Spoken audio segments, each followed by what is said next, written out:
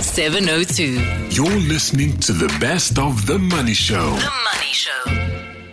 Welcome to the best bits of The Money Show. You're listening to a digest, some of the best insights, thoughts, comments, and ideas from the show this week.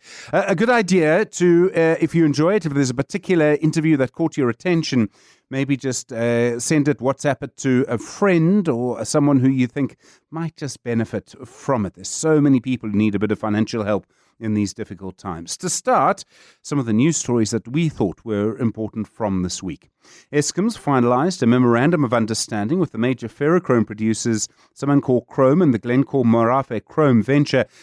There's a whole lot of paperwork to get through and lots of discussions, but it does look like, for now, that our chrome sector, our smelter sector, will be able to stop those retrenchments and keep those smelters going. It's all about electricity prices. Business confidence in South Africa rebounding towards the end of the year. Surveys from SACI, the SA Chamber of Commerce Industry, and RMB, both showing improved sentiment. A lot of it to do with the number of international visitors we had in November, and we have the G20 and the B20 to thank for that. And Botswana, can you believe it, reinstating a ban on the import of vegetables from South Africa. They say it's to promote local agricultural production. From what I understand, no warning to our authorities that this was coming. Tonight we bring you a mixture of stories from the world of money from the week that has been. This week on How I Make My Money, we spoke to Dr Ralph Mathekga. He spoke about how he went from growing up in a rural area in the country, watching his parents farm, to then studying political science and law at Wits, to earning a PhD, and now his public roles as a researcher, a lecturer, a policy analyst, a columnist, and an author, and his private life as a farmer. Dr. Ralph Mathekga. I was quite curious, Stephen. The interest came later. I was trained in politics at university, trained in law, trained in economic history. But I was so curious. I remember when I did my undergrad, I spent a lot of time also reading newspapers. And I had professors who encouraged me to read quite a lot of current affairs. So I've always gravitated towards politics, international relations, but most importantly on how it affects or relate to daily living experience for most people. So I came through a lot through academia. And then my earlier publications, before I even started writing for newspapers, I was publishing in academic journals, contributing chapters. And so you mentioned the group that moved from academia into political analysis work. For me, I've merged the two together because I still exist a lot within academia where year in, year out, I publish for academic journals, books, publication, such as chapters and so forth. And I engage with academics. I enjoy reading quite a lot. So I found myself one day being referred to as political analyst. I said, well, that's not inaccurate. It's part of what I do. I mean, I know some people really don't like the phrase political analyst, but, you know, an economist is an economics analyst, but we can't call you a politician. Are you comfortable with the term? I mean, I've thought for many years, is there a better term? But actually, what you are doing when you come on the radio is you're analyzing politics. I don't know of a better term. I mean, Stephen, I'm quite comfortable with the term, and I've also looked at how this has emerged, this has evolved as a profession over a period of time. I mean, you have seen people mostly who will be rooted in academia, will be rooted in journalism, in economics, but they come and break down current affairs to talk about implications on policy making and thereof. So I'm quite comfortable with it. Actually, I've been mistaken to being a politician. That I always correct to say, no, I'm not a practitioner. Politicians are people who, you know, they go to office, they get elected, and I don't do that. What I do is to look at the issues and to look at the broader environment within which actors that we refer to as politicians, our political leaders, they make decisions, and what criteria do they use thereof. So it's not a cut and dry way you can say there is a pure separation. But I always believe, Stephen, that it's always better to get a sense of the concept. That's what we learn in academia. And then we try to apply them on current affairs and public policy discourse. Where were you growing up? And I feel I've known you for so long, and I don't think I've ever asked you that question. What kind of community were you growing up in? Interestingly, I grew up within a farming community in an area oddly named my darling village. And I say oddly named because every time I refer to this, you are with your wife, you say, I'm going to my darling. The friends might say, hey, where are you going? Because that's supposed to be your darling right here. But I grew up in this area. It's in Senobarwana, which used to be called Bochum area. And interestingly, Stephen, I did my matric here in the rural high school here. And I've been part of the community. Every time I would venture in other countries, travel, study, I always have the community in mind. I always try to relate my story, my research back to the community where I grew up. I mean, I've been to many countries, but I believe this is one of the best communities among which to live, actually. To go from there, obviously you would have had to do quite well in matric to get into university. There's always a big fight for places. How difficult was that? I mean, the teachers were very supportive. I was quite ambitious, even young. I left this place when I finished my matric. I was 17, and then fortunately enough, I got admitted to Wits University, and I never looked back. That's when I did my undergrad, I did my honors, I did my master's. Privileged enough to even go study overseas and do that. So often when I see younger people here in my community, some of them, they don't believe I studied here, and their parents will remind them that no, you used to study here, you used to go to home and eat at home during lunch break at school and so forth. So it's a story where you come around and you talk to the younger ones, saying to them that it doesn't matter where, you can always make it and always try to show. And most interestingly, when I go out to interact with people elsewhere, I bring the case study of where I grew up, this village. It's always fascinating. It's a very strong agricultural community. I remember, Stephen, before I went to university, in January, February, I always had to plow the field before the year could start. My grandfather insisted that, hey, you've got to plow the field. We usually plow sorghum here, cultivate sorghum and so forth. So it has always been part of me, and coming back and mingling with the community is always the best feeling here. Quite a thing to go from ploughing to sort of Wits University. And I mean, you might strangely have had more in common with some other young men growing up on farms in the Free State than many other people. I mean, it's a very interesting journey from the village to the city. Very interesting, Stephen. I'll tell you what was the most shocking thing. I never shared this. Is the swimming pool at Wits when I did my first day in 1995. And I said, what a huge pool. How did these people manage to have so much water being put in a pool like this? I mean, it was just fascinating. And, it was quite a big journey, and having to adapt to the medium and having to even take extra classes to cope with the way of teaching, the rigorous way of teaching at the university. But I can say it's quite doable. With determination, it's quite doable. And once you can cross that bridge, you become quite unstoppable as to how far you can go in learning. You learn more and more. And I think it is the discipline of plowing. We grew up looking after cattle, plowing, goats and everything. So when I went to the university, it was more like, okay, you're just going to read this book from cover to cover.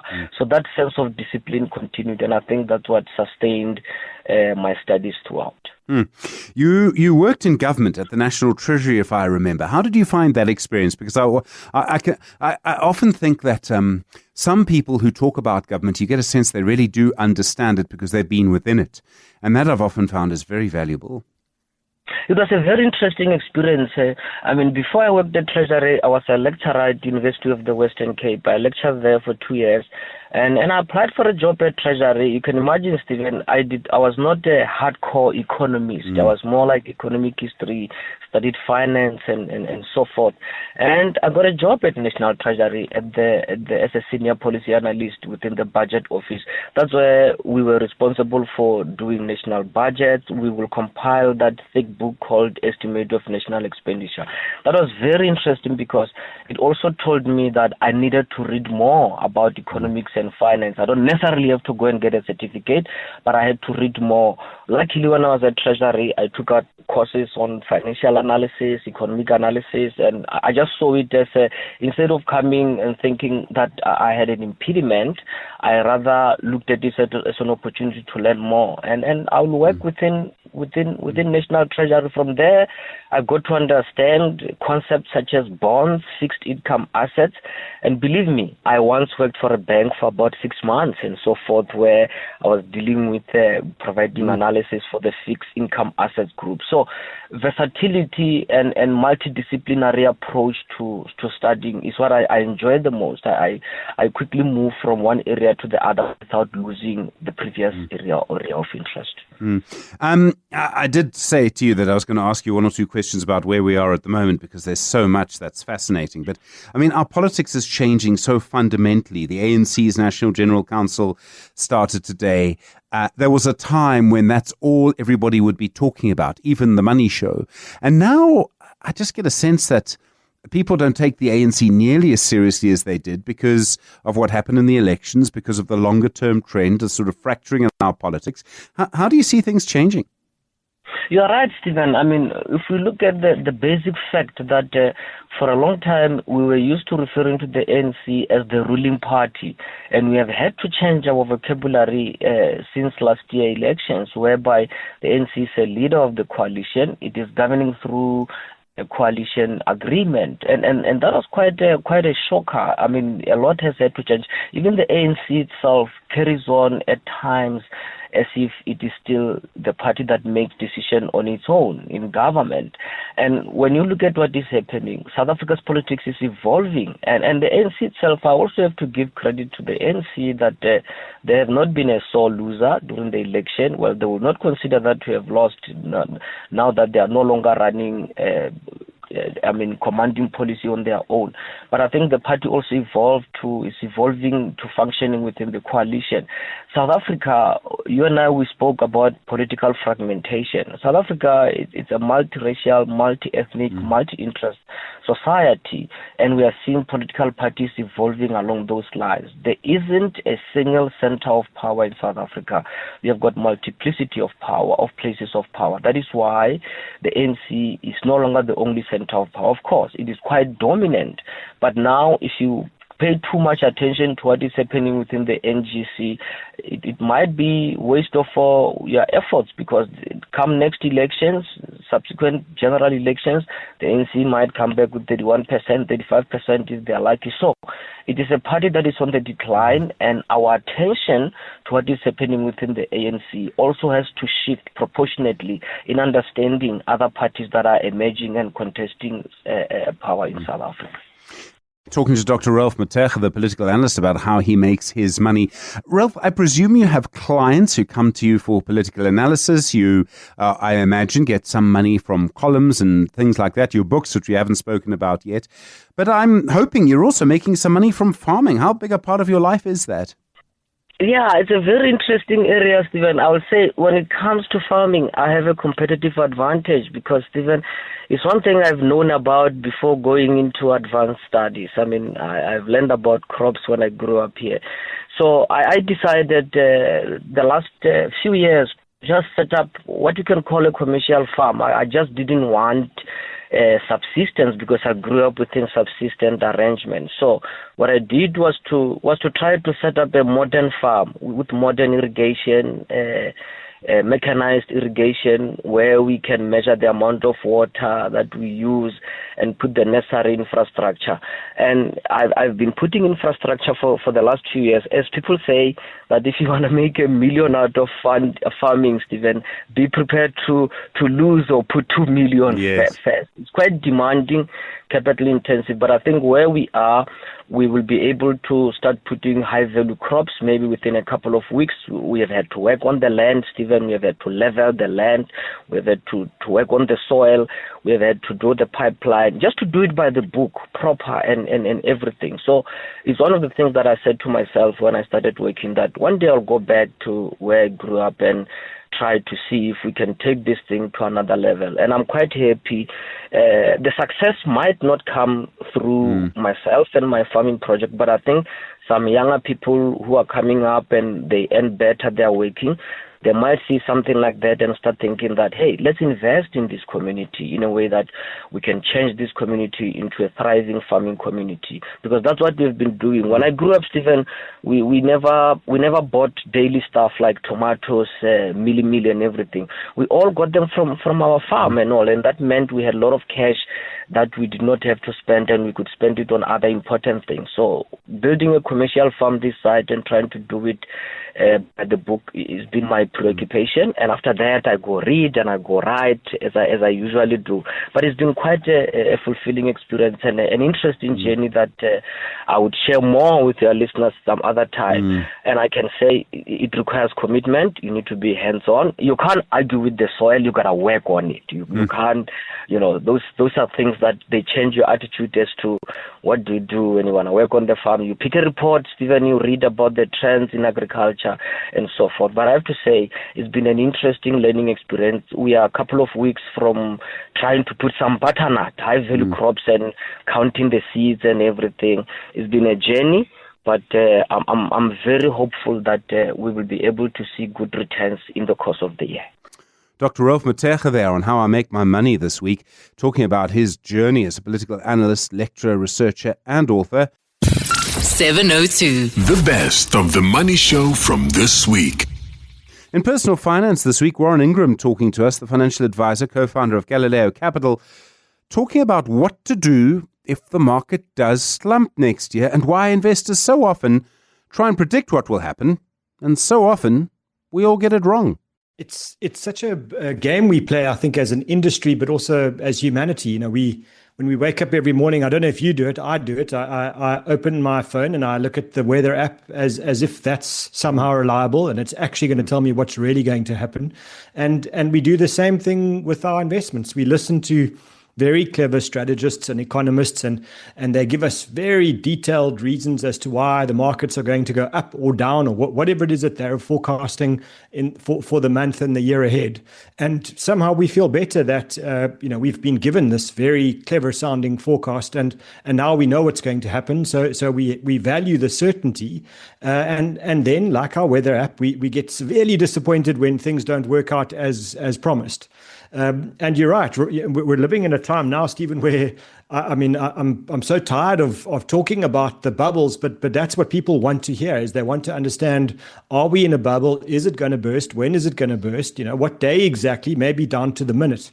And then kind of giving them the answer, which is for them deeply unsatisfying, where you say, "Gee, I don't know." You kind of leave them unsatisfied, and so I thought, how can we help people maybe get a parameter of certainty? In other words, if it crashes, and that's certainly not a forecast I'm making. I'm humble enough to say I don't have a clue what's going to happen tomorrow. Forget about 12 months' time. But if it's going to crash tomorrow, what does that look like, and what should we prepare ourselves for? We talk about this as if it doesn't happen often, but do markets fall often? And I know at some point we need to remind ourselves that over the longer term, markets always grow. Markets do always grow, and they have always grown despite many predictions of calamity and the end of the world. Somehow markets survive and continue to thrive. And we also know one of the good adages is that when America sneezes, the rest of the world catches a cold.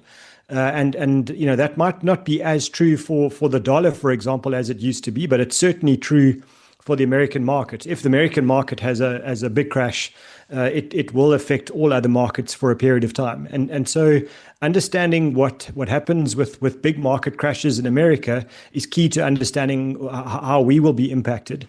And in the US, the American market falls, and when I say falls, I mean if you measure it from the 1st of January to the end of December, it falls 1 out of every 4 years. So you take a typical 4 or 5 year period, and you would expect the market to have 1 year where it is negative. And so it's actually rather common. A quarter of the time you lose money by being in the market over a year.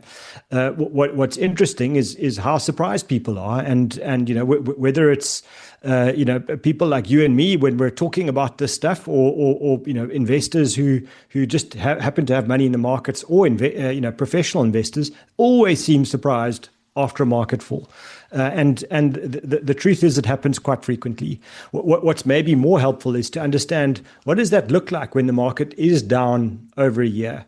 And typically it's going to be down about 13%. So if you started the 1st of January, let's say we're on the 1st of January 2026, we've got R1 million in the markets. But by the end of the year, we would expect that to be down an average of 13%. In other words, 31st of December, our R1 million is now worth 870,000 rand. So that's the typical movement of an average down year. And I think, that's the context we should be ready for, is if there is a correction or a crash or whatever you want to call it. I know people don't like using the word crash. We should talk about it.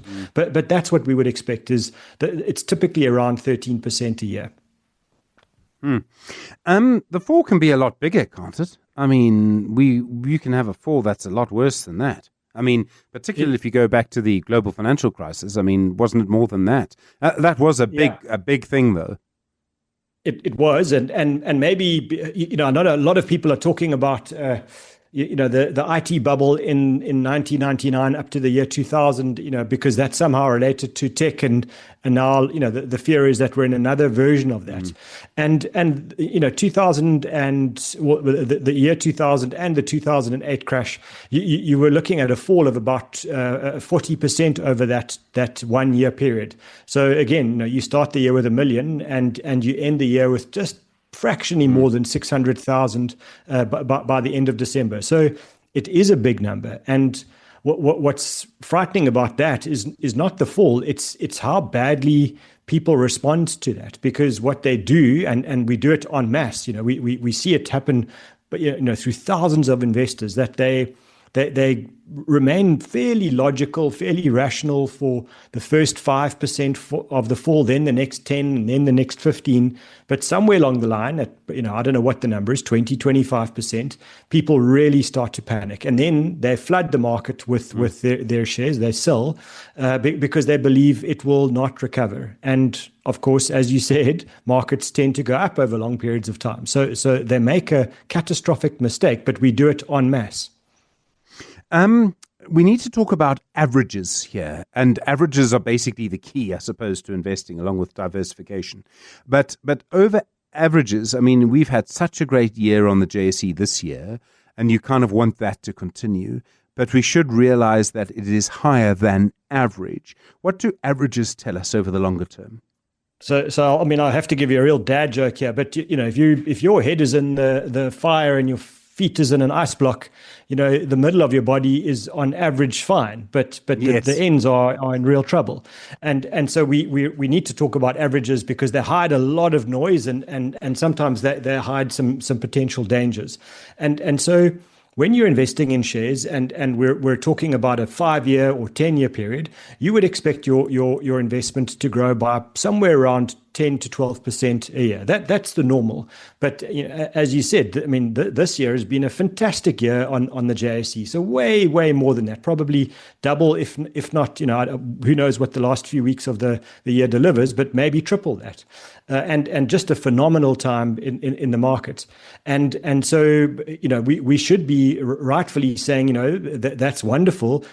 We also need to know that it can't continue. The market just doesn't give you 20 to 30% year after year after year. If it did, none of us would be working. We'd all be professional investors. So we should anchor ourselves around that 10 to 12%. And when the market gives you much more than that, we should be prepared to say, okay, we should look at this with a lot more concern, a lot more consideration for what might happen differently next year. The only guarantee that you have with markets is whatever happened over the last 12 months almost definitely won't repeat itself in exactly the same way over the next 12 months. So it's very unlikely that we get another big year. We might get a flat year, we might get a down year. But what's not going to happen is we're not going to get a repetition of what happened.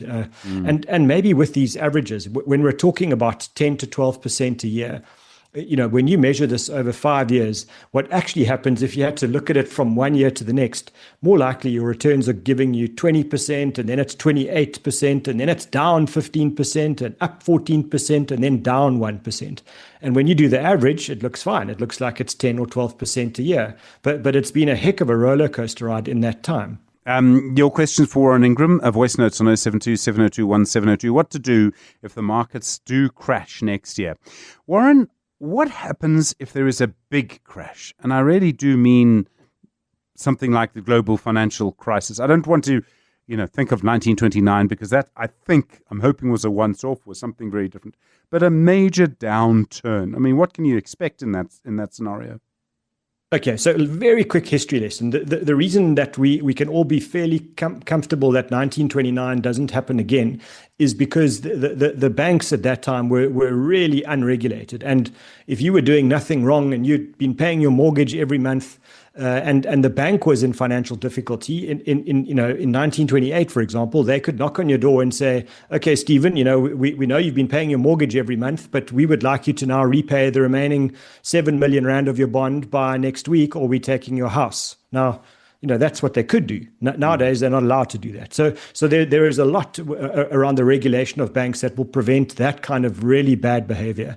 And so if we're in a big crash, let's say it's a 40% year, what you should understand is that the big dips, they last somewhere around 8 months at the shortest, to around 24 months as a normal kind of longer period. And the average is around 16 months. So just, a year and a quarter.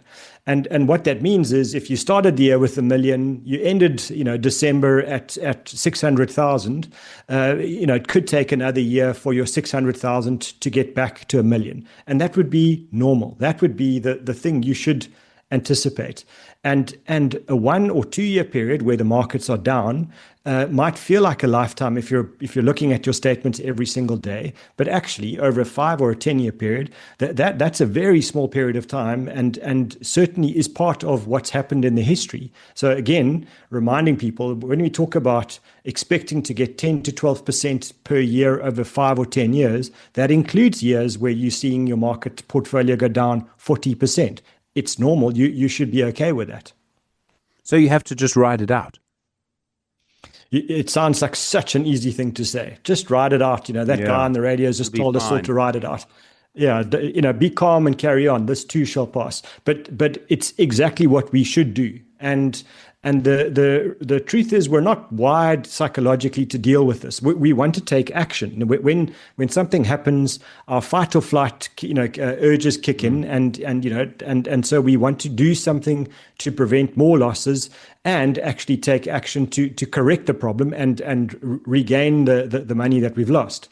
And one of the things to understand is you can't anticipate the crash, and there is certainly nothing you can do to anticipate the recovery.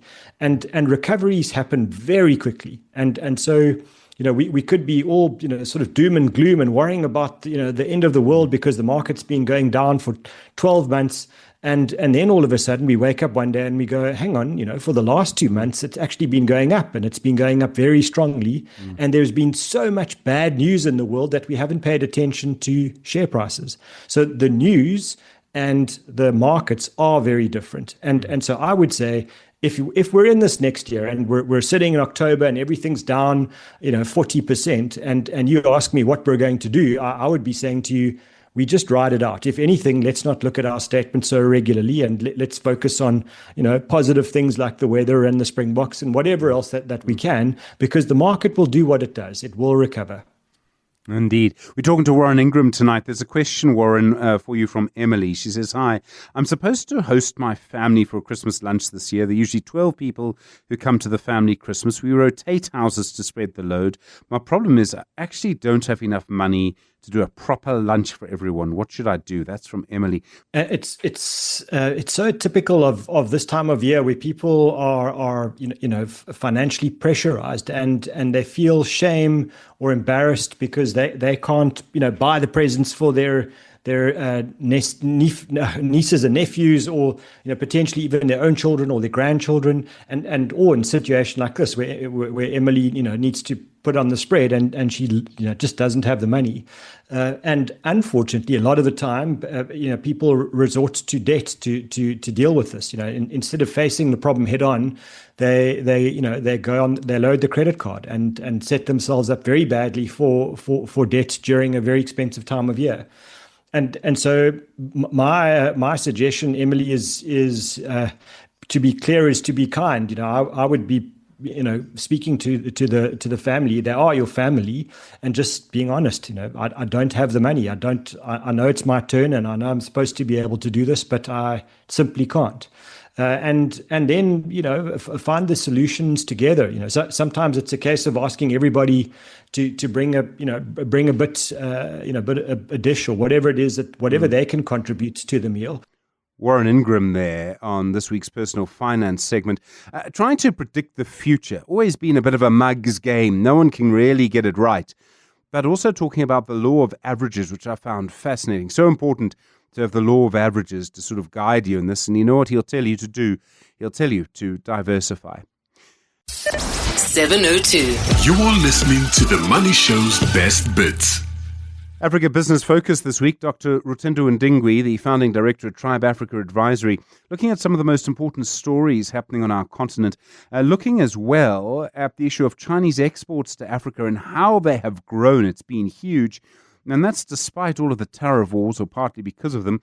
Also looking at that relationship between Rwanda and the United States. $200 billion last year, Stephen, as at end of December, it was $297 billion. So by end of this year, it will definitely probably reach that and peak that. Bearing in mind that globally, the Chinese surplus on trade is $1 trillion. And collectively, Africa has got a deficit of $60 billion. So the upside, obviously, from a Chinese perspective, even with the global tariffs and the war with the US, the business is doing well for them. They're still exporting. They're still importing into Africa a lot of their stuff. And another key dynamic, Stephen, is that they've just had the announcement of the launch, I think it's in December, of their Nin port, which is an island in China. And that is a free track zone. So what they're going to be doing there is that they've reduced tariffs for 74% of line items to zero tariffs. And also, I think corporate tax is going to be about 15%. So they've really created incentives for people to export to China, and obviously Africa is a key target market. So from a Chinese perspective, we've known they've always been a big player in Africa. I think the challenge is for Africa to say, how can we position ourselves to go up higher the value chain, and that's always been the case. It also shows you, how the world is changing. Isn't the United States losing its economic influence on Africa? And that's because of their own choices. It's because of their own choices. And I think what this shows, because if you see the growth in China in terms of whether it's exporting to Africa, the key regions that are driving that growth of trade for China, Stephen, are trade with Africa and EU. And some of the Asian markets.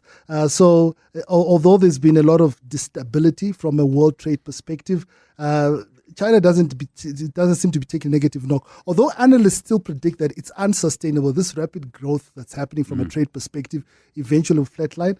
But at the moment, they're smiling all the way to the Chinese bank. Sorry to use the pun. No. So it would seem. Ethiopia, they've looked at a big sort of deal. It's $29 trillion on the gas by rail agreement. That's huge.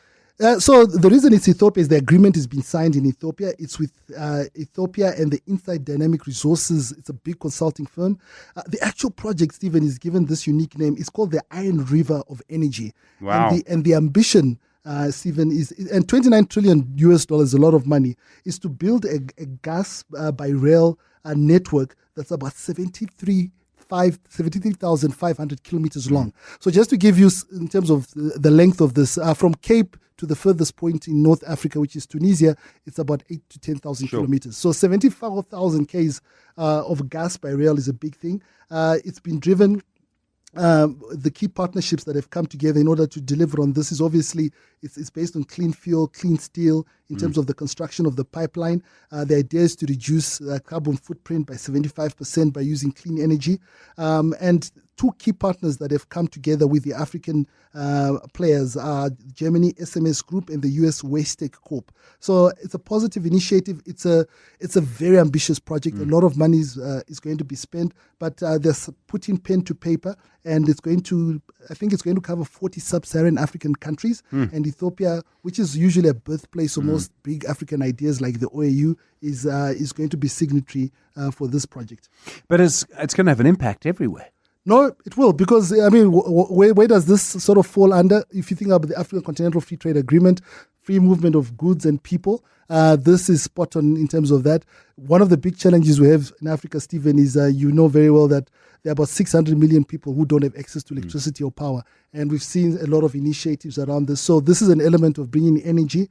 I think the estimated number of people who benefit just from a beneficiation perspective is 1.2 billion. But then think from a value chain perspective, from an ecosystem, jobs created. And it's not a Chinese play, the way I understand it. It's actually quite a pan-African multinational play. So it's a humongous project if there's such an English word. But ultimately, I think it will bring the right impact in what Africa needs from an infrastructure perspective. Sure.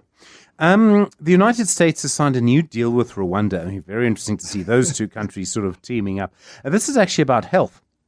It's about health, and this is on the bank. Obviously, we know that President Kagame and President Tshisekedi were in the US. They signed a peace deal, although I heard rumors today that the guys are no longer trusting each other. But coming back to reality, the US has invested about $228 million, and this is specifically into the health space. They've got an initiative called America First Global Health Strategy. I can see you smiling, Stephen, on the name. But I think the key thing about this, Stephen, that if it does work out, which is a good idea, they've moved away as America from investing in pure aid. And the idea is that it's a strategic partnership, so they'll co-invest with Rwanda. Why is Rwanda quite key? The reason is Rwanda, you remember, from an AFCFTA perspective, from an African perspective, they've become the sort of the innovative biotech hub with regards to developing vaccines, developing pharmaceutical solutions on the continent.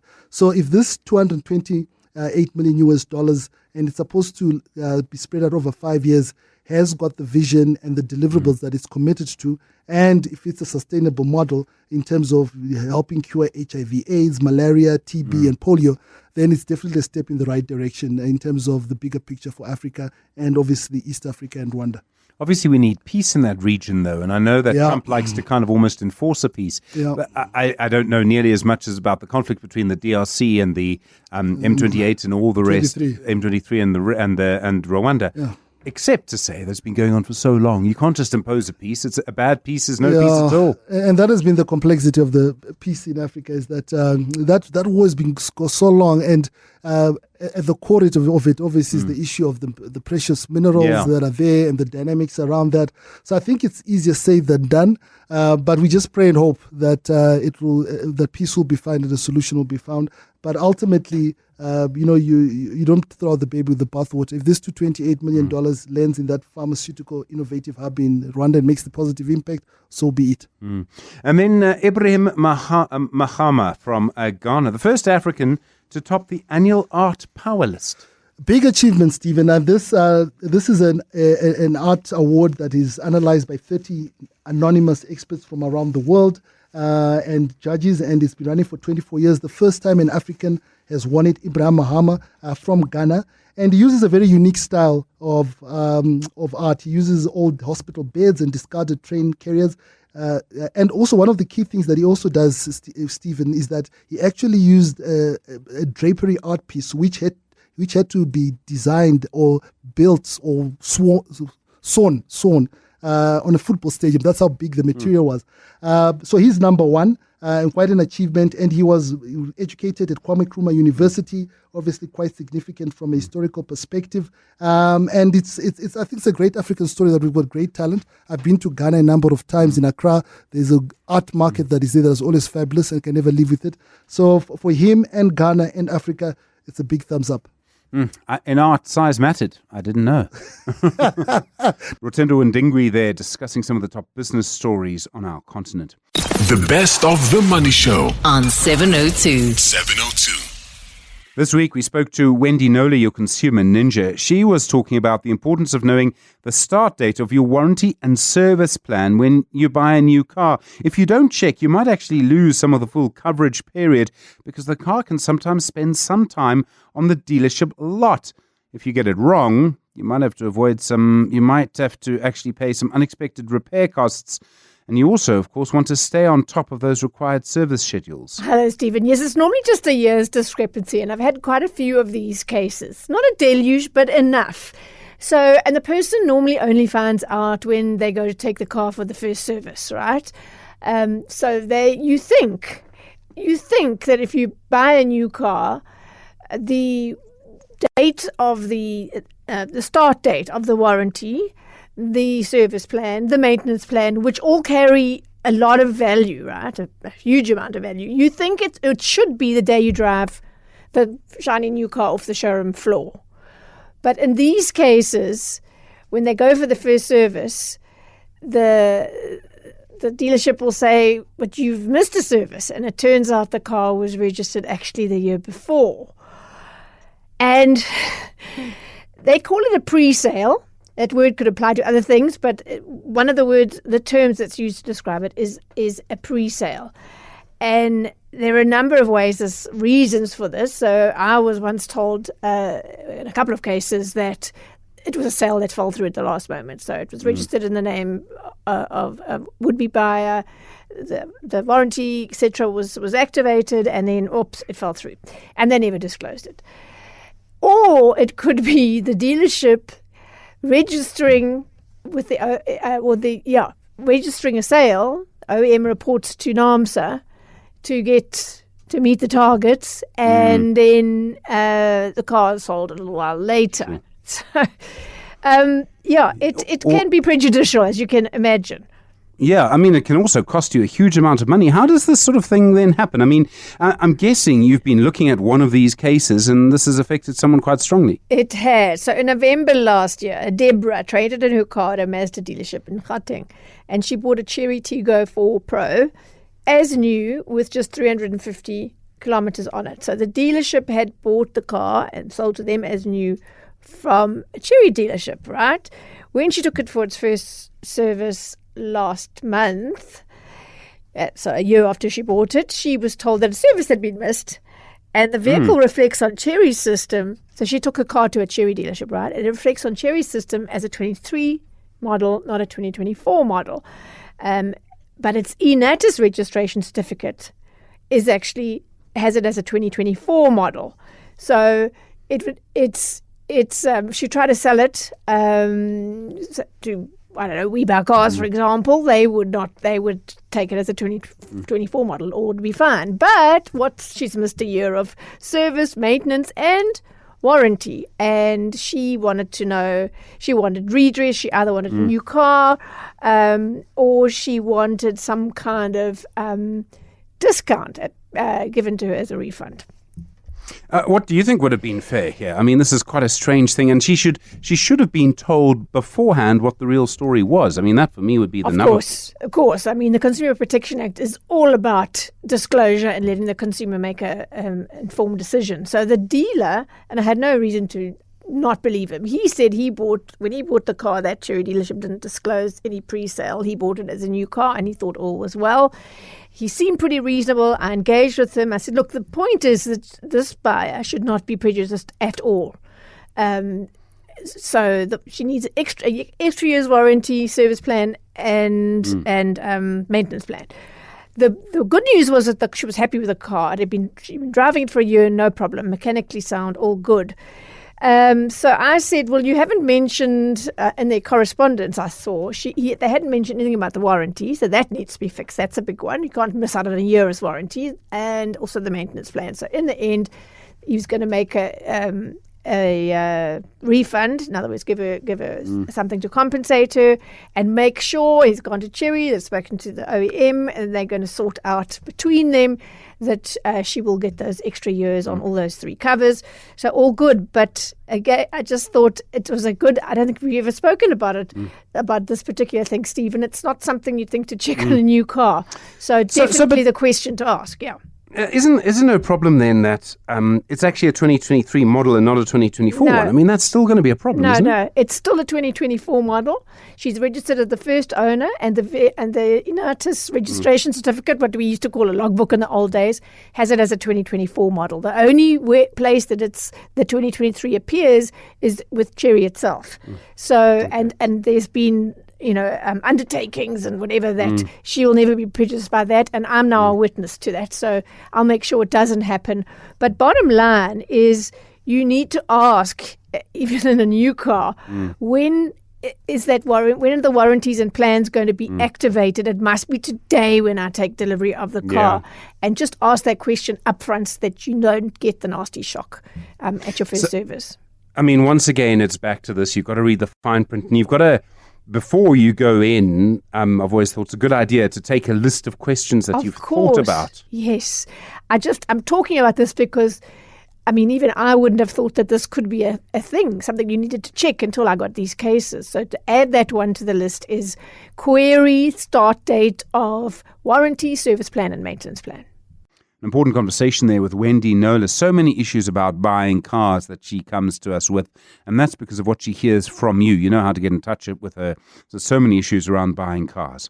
702. The best of the Money Show from this week. You've been listening to the best bits of The Money Show, a digest of some of the most important, thoughtful and interesting comments this week. If you'd like to hear more, please go to our website or your podcast app and search for The Money Show. Thanks for being with us this week. The Money Show back with you 6 o'clock on Monday. Have a good weekend.